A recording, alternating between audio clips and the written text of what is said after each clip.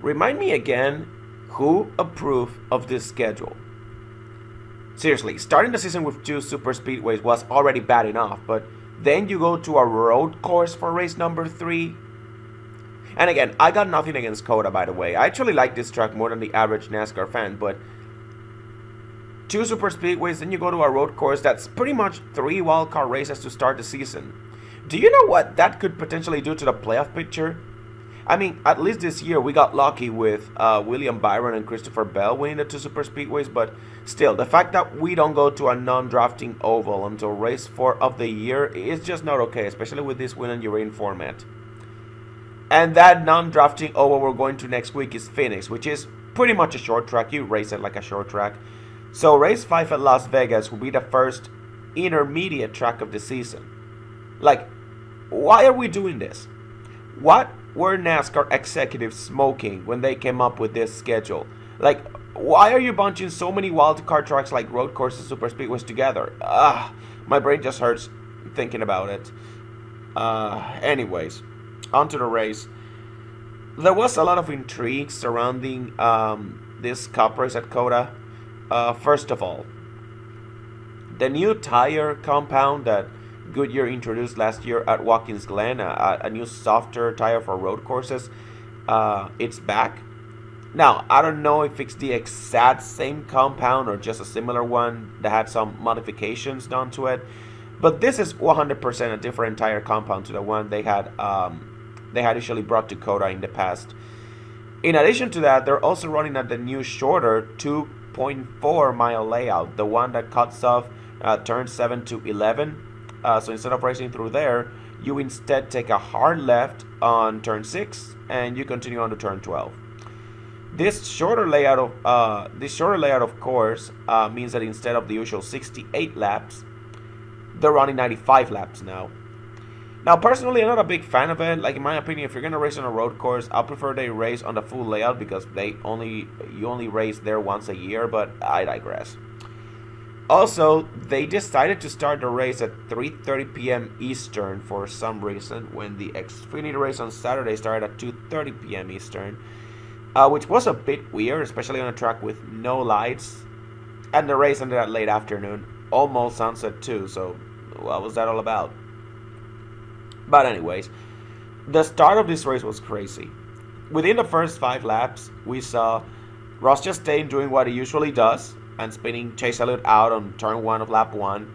And this coming after he lectured Hocevar on that exact same thing last week. So not a good look for Ross right there, especially since the contact damaged the toe link on the 9 car to such a degree that he had to make a lengthy pit stop at the end of the stage to get it fixed. That same lap, also, Denny Hamlin and Connor Silage made contact, and Hamlin got some big damage on the right front. I believe he lost his right front fender too from that exchange, but at least he didn't get the worst of it. Silage, on the other hand, he got a flat tire out of it and had to pit. So, once again, his series debut starts on the wrong foot. A damn shame too, as he had qualified a really impressive 14th, and many people had him down for a top 10 heading into this race, myself included. And then a couple laps later, Austin Cindric and Ty Dillon get together on turn 20. Cindric gets run off track, and he retaliates by right hooking the 10 on the front stretch, which is an incident that I believe will get people talking throughout the week. That being said, I don't think the rule applies to road courses due to lower speeds, or at least I don't think it should apply. So I don't think Cindric will get suspended.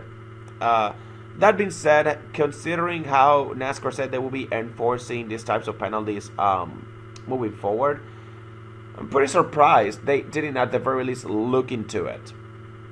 But yeah, after that crazy start, things thankfully cooled off. Up front, it was a 23-11 teammate, so Tyler Reddick and Bubba Wallace, who swept the front row, by the way, with Reddick on the pole and Bubba with an impressive second. They were running 1-2. At least until Bubba got busted for apparently cutting the course on turn 5. Well, at least NASCAR set up a dedicated access road on the racing surface between turns 13 and 14, where drivers can go make their stop and go without the need of entering pit road. But again, in typical NASCAR fashion, for every step forward, they take like 5 steps back, because after several conversations on the radio, NASCAR decided to change their rules pretty much during the race. They just said, yeah, turn 6 is good to go. We will only enforce track limits on turns 3, 4, and 5. Now, while I agree that enforcing track limits on turn 6 was useless because you're not running through the entire SS anymore, why would you make that change during the race instead of before or after it whenever they come back to the race here next year? Like, the only thing worse than a bad rule is getting rid of that bad rule on the fly when the race is already underway. Like, what's up with that? I've said it before and I'll say it again. Track limits are bullshit. And all of this just shows me that NASCAR doesn't even know how to enforce track limits at this track properly. If you're not going to enforce them right, just get rid of the rule altogether. Like, it's not like drivers are going to intentionally cut the course anyways. They know better than that. And yes, I would chalk this one up to NASCAR officiating being incompetent. So, they are 3 for 3 this season as far as terrible decision making goes. But yeah, after that penalty, SVG and Kyle Busch, they caught up to Reddick. They passed them for the lead, and from that point on, they ran nose to tail for pretty much the entire first half of the race. And even during the green flag pit stops that shook up the running order at the end of the stage, which allowed drivers like Bubba Wallace and Ryan Preece to capitalize and win the 2 stages. Bubba winning stage 1, Ryan Preece winning stage 2. But yeah, as for the 8 and the 88, they stay right next to each other. They were, in my opinion, head and shoulders above everyone else, at least for the first half of the race. And for parts of the race, especially in the short run and coming off pit road, it looked like Kyle Busch had the upper hand. Like, just when we thought SVG was going to pull away after passing Reddick for the lead the first time, Kyle stayed right there with him. He even passed him on the green in stage 2-1, so he was really giving it to SVG. Dare I say it, this is, in my opinion, the most pressure a single driver had ever put on SVG at a road course in the Cup Series. Now, you can point to Chris Buescher at Watkins Glen last year, but that mistake SVG made on that last lap was more on him than on Buescher just pressuring him. And also, Chris Buescher was not freaking running 1-2 with SVG for pretty much the entire first half of the race like Kyle Busch was. And it's a good thing SVG was out front competing for the win, because outside of him, it was pretty much a nightmare for Trackhouse racing. I already mentioned Chastain's early incident with Elliott. And then in stage 3, Daniel Suarez got loose after driving over one of the curbs in turn 19. He spun out and collected his teammate Connor Silich in the process.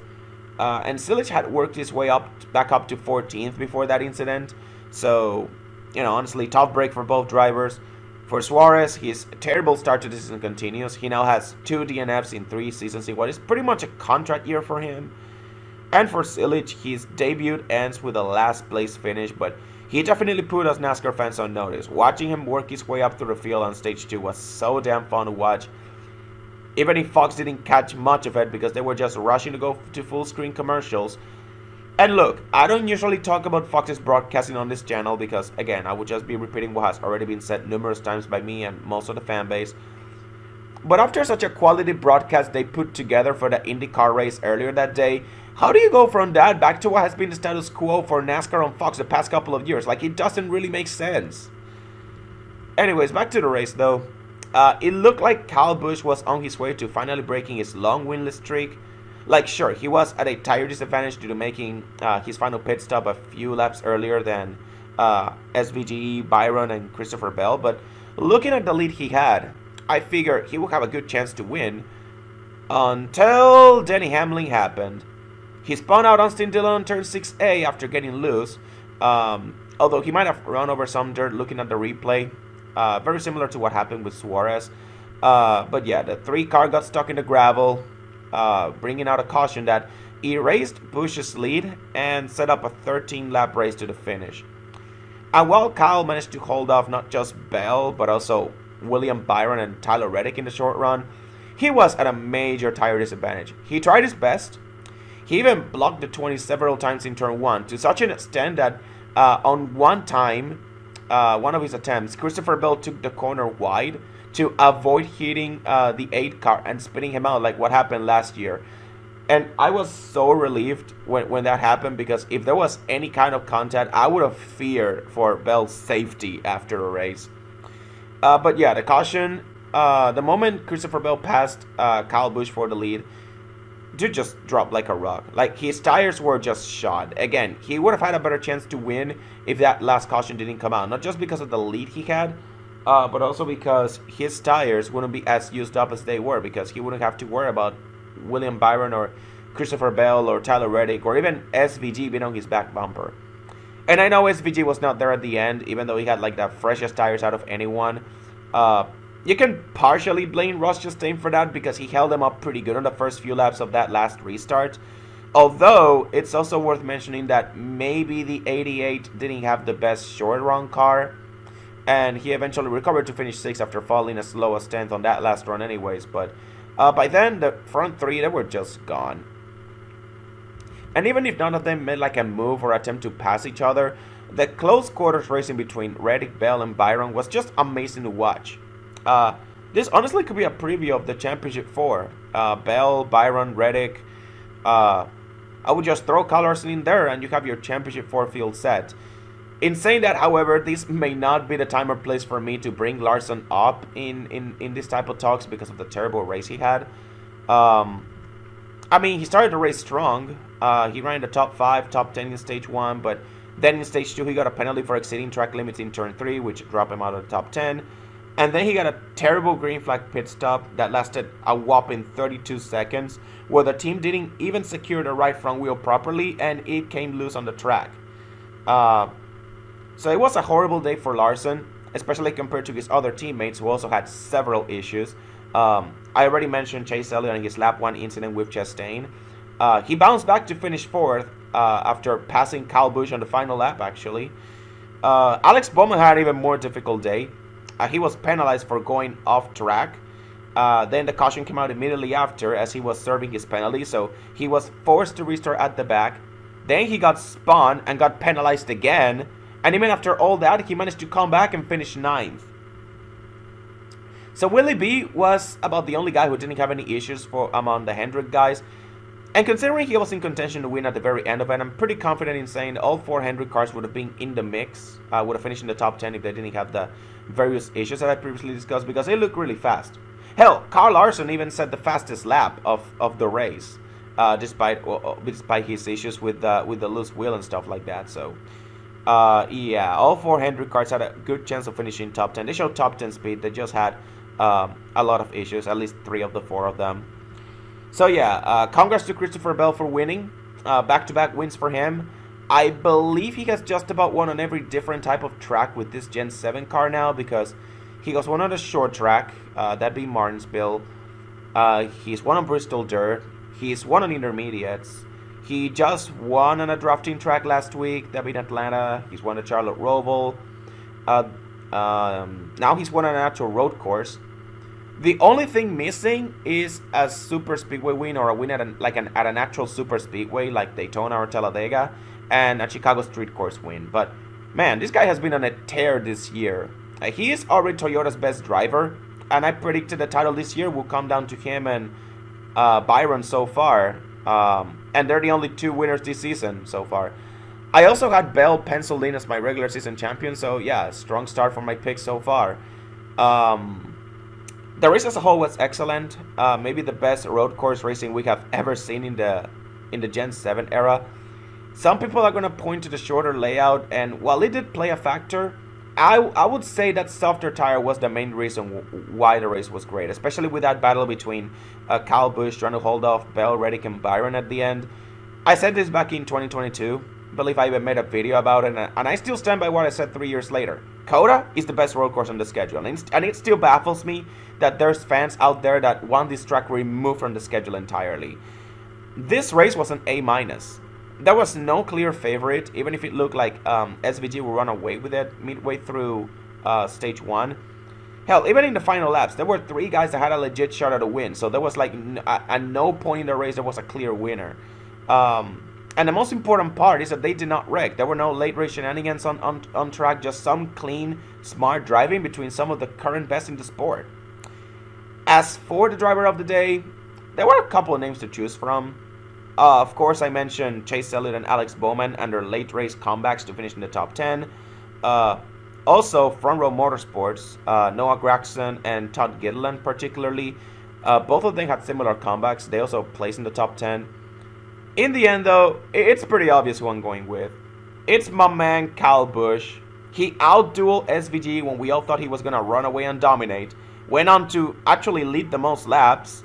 And if it wasn't for that last caution, he could have realistically won the race and finally broken that long winless streak. Because you got to remember, he had a huge lead. Or not huge lead, like a 2-second lead with about 18 to go. But considering that he wouldn't have had like the immediate pressure of Byron, Bell, Reddick, and also SVG. I believe SVG would have been there at the end because he had the tire advantage and he was like extremely super good on long runs. I feel like Kyle Busch would have won, or at the very least he would have had a better shot to win, because by the end of the race he wouldn't have to push his tires that much trying to hold them up, because he wouldn't have them like right there behind him. I believe with like 6 or 5 laps to go, he would have started playing defense, and then the final lap things would have gone a bit dicey. But I do believe if he would have, I can see a universe where he might have been able to hold those guys off and won. But yeah, the number 8 team did everything right, and while it just wasn't enough to get the job done, they still got a 5th place finish out of it, and most importantly, it gave us Kyle Busch fans hope that maybe he can win a race this season. And with that, the early season craziness is finally over, and we can now start the season proper at Phoenix.